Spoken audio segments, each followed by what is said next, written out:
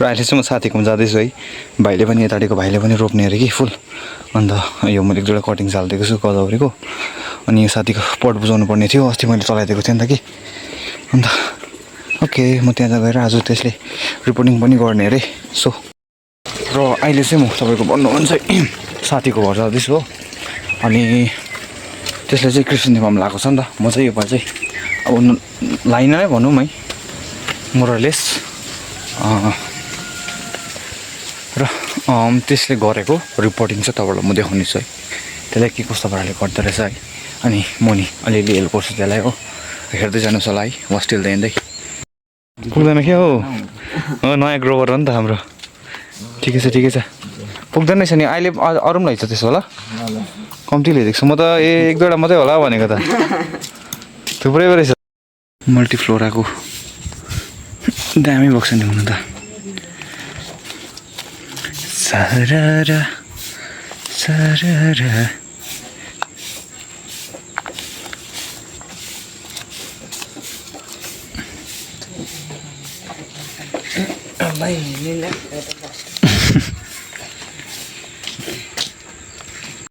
यति भरिमा चाहिँ दामी चाहिँ यो बक्स हो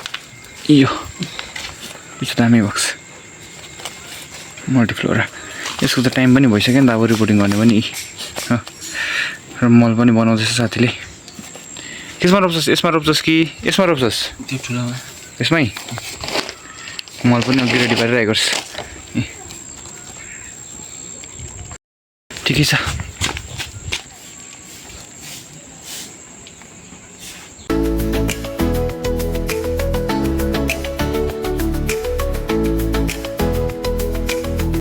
ओके र हेलो अनि नमस्ते सबैजनालाई है स्वागत छ तपाईँहरूलाई फेरि पनि मेरो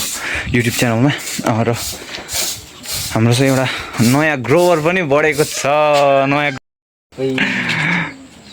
भाइले पनि रोप्नु थाल्यो कि सानो भाइले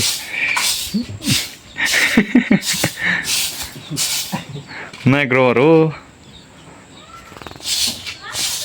ठिकै छ रोप्दै गर्नुपर्छ र यसको साथीको हस्टेल हेर्नुहोस् है त मैले यस्तो यो तपाईँको सर्ट्समा पनि हालेको थिएँ है दामी भएको छ योहरू तपाईँको सबै जाइन्टहरू यो तपाईँको ओरेन्ज फेडलेडीहरू भइहाल्यो है तपाईँको जेनिफरहरू भयो यो चाहिँ तपाईँको जाइन्ट होइन यो कोका सुजन जस्तो छ हेर्दा यसरी लुजियानाहरू हो यो तपाईँको ग्रिन स्लिभहरू यिनीहरू यो पनि रिपोर्टिङ गर्ने रहेछ त्यहाँ अब र मैले चाहिँ तपाईँको भनिहालेँ गतबार चाहिँ मैले रोपिन नै भनौँ म चाहिँ खालि चाहिँ मिडियम गर्ने भनेर सोचेको छु नि त सो यता पनि चाहिँ सानो पटमा राखिरहेको छ सबै मेरोमा भएको जति भेराइटी छ सबै साथीलाई दिएको छु यिनीहरू तपाईँको यो लास्ट इयर अलिक बेसी के भन्नु चल्ती थियो भनौँ है लास्टमा निक्लेको थियो यो फुल ओके त अब रोप्नु सुरु गरौँ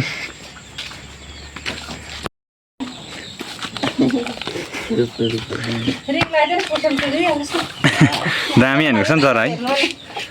हेर्नुहोस् है त जरा त्यतै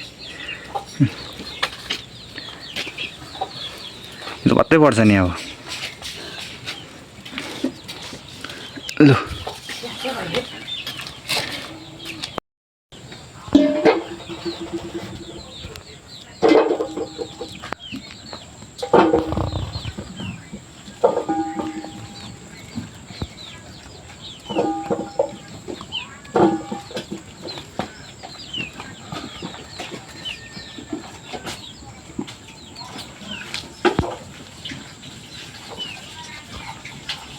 दामी भएको छ नि है चाहिँ तर यसको चाहिँ फुलङ्गे हुनु नै है यो चाहिँ डिसएडभान्टेज चाहिँ यसको चाहिँ मात्रै हो मल्टिफ्लोराको जरा त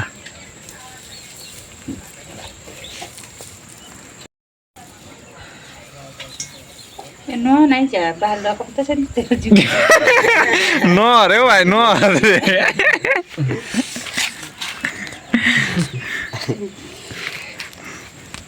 त्यस्तो पाटाहरू निकाल्दै कि यो चाहिँ डल्लै मुनिको बाटा चाहिँ कटुसको पत्ता पनि रहेछ त अर्किडको अन्त अब चाहिँ बडा अर्किडको मल भयो यतातिर भएको छ है यो राख्यौ एकछिन है एकछिन ह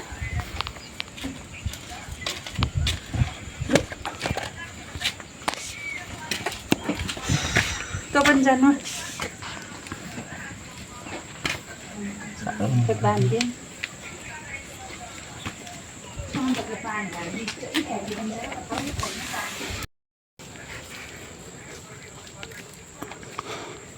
कति जान्छ फिस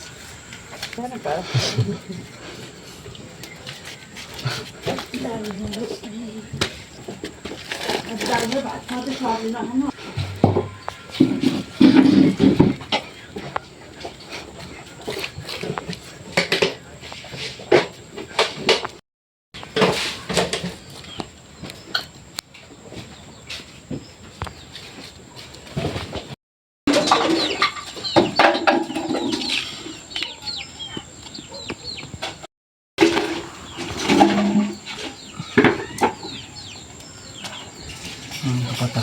छुट्याएर हुन्छ नि निकाल्दैको पत्ता मुनिको मजाले बढ्दो रहेछ नि त मुनिबाट आएको नि ज्यान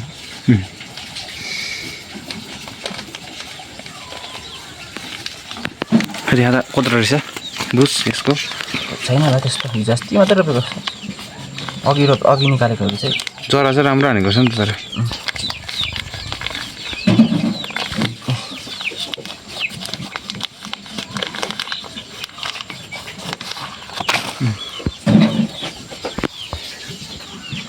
वाइट कोर्स है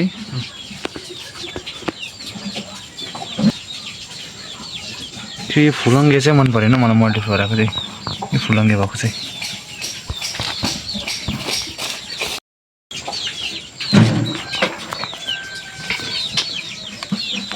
भएको छ दामी छ यो चाहिँ बेस्ट लाग्यो मलाई यो चाहिँ यतिभरिमा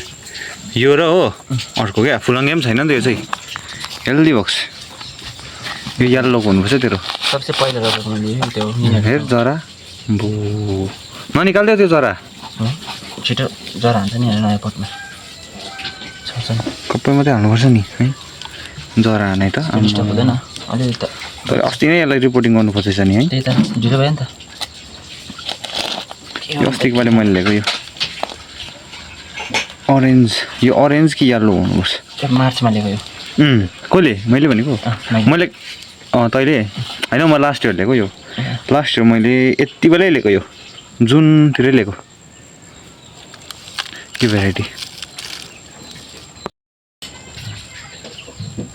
रोप्ने तरिका अब आफ्नो आफ्नो हो यसले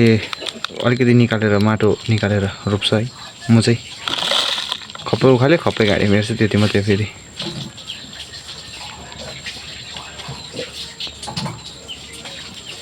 के को चलाइस् तैँले उयो चाहिँ मलमा चाहिँ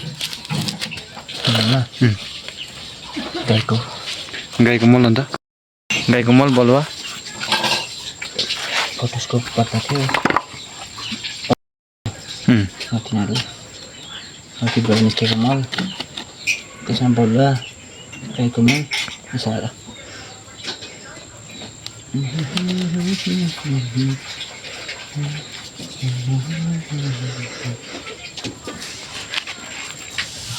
यसमा चाहिँ तपाईँको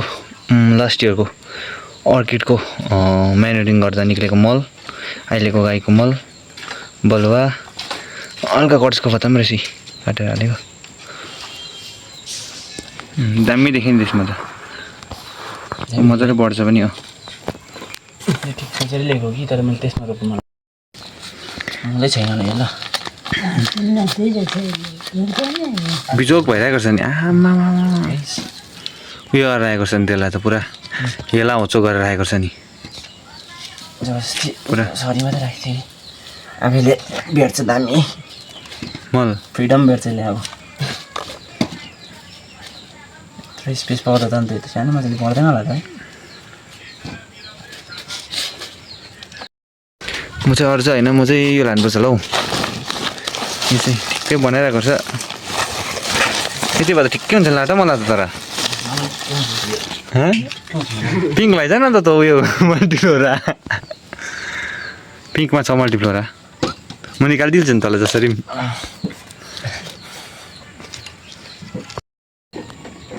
दामी जरा देखाइदिएको तैँले त के हाल्छ सर रुटिन बोर्डरमा त चरा त जरा त अब के होइन छेत्रीको हात परेपछि त्यही होइन कुनी है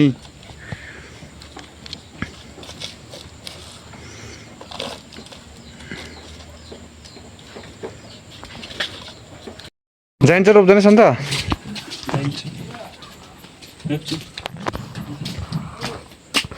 रोप्छ है यो चाहिँ तपाईँहरूले हौसेको चाहिँ नभन्नुहोस् होला है अहिलेको चाहिँ यस्तै हुन्छ क्या अहिलेको भेराइटीहरू चाहिँ तपाईँको पहिलाको त्यो काँसा भन्ने मात्रै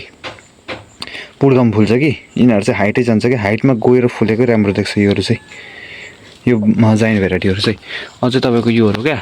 यो लुजियानाहरू भयो योहरू झन् अझै हाइटमा जान्छ तपाईँको पुरानो फुलमा तपाईँलाई थाहै छ है यो ओरेन्ज फिल्डेडी कस्तो फुल्छ भनेर यदि तपाईँहरू पुरानो ग्रोवरहरू हो भने हाइटमा जाने फुलहरू यिनीहरू चाहिँ सबै तपाईँको क्या हाइट गराउने ट्रिक्स भन्दै ल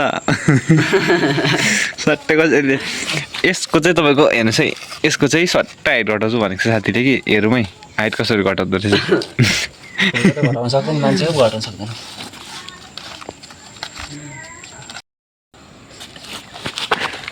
खप्पै गाडेर त नघटा नि फेरि भित्र गाडेर त सेकेन्ड तल फेदमा राखेर चाहिँ नघटा नि ठिक छ के भयो यो सत्ता पछि त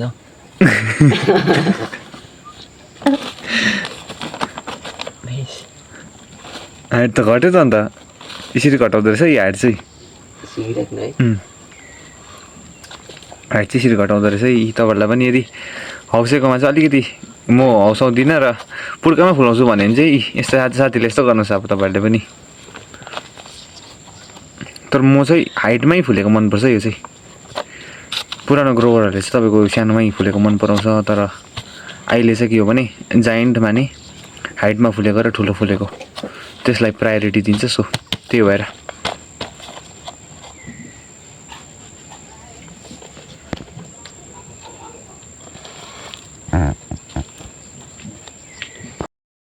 दामी हेल्दी चाहिँ हुनु चाहिँ है सिमी त के हो खोर्सानी चाहिँ कडा फलेको छ बासीमा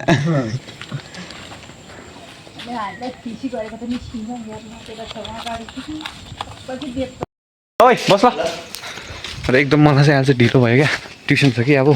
नानीहरूलाई पढाउनु पर्ने छ सो ओके र तपाईँको म चाहिँ मेरो नर्सरी आइपुगेँ म चाहिँ तपाईँहरूलाई सिधै भनिहाल्छु है म चाहिँ जस्ट नेक्स्ट इयरको कटिङ्सको लागि मात्रै राखेको क्या योपालि मैले जति पनि मेरो फर्स्ट कटिङ थियो है त्यो सबै मैले त्यसलाई नै दिएको क्या मल्टिफ्लोरा हेर्नुहोस् है त्यही यतातिर मात्रै राखेको छु मैले हो यत्रो बनाएर यो चाहिँ तपाईँको सेकेन्ड कटिङ हुनुपर्छ यो हो अनि फर्स्ट कटिङहरू मैले सबैले त्यसलाई दिएको छु र यसमा चाहिँ थुप्रै भेराइटी राखेको छु क्या मैले यो चाहिँ तपाईँको हुनुपर्छ वाइट हुनुपर्छ यो चाहिँ हो अनि जस्ट उयसको लागि राखेको क्या मैले चाहिँ सो हेर्नुहोस् है त कटिङ्स हो यो मैले 3 दिन भयो होला हालेको यो कटिङ र यो मर्निङ टाइममा हालेको यतापट्टिको ओके अस्तिको चाहिँ के भयो भने मेरो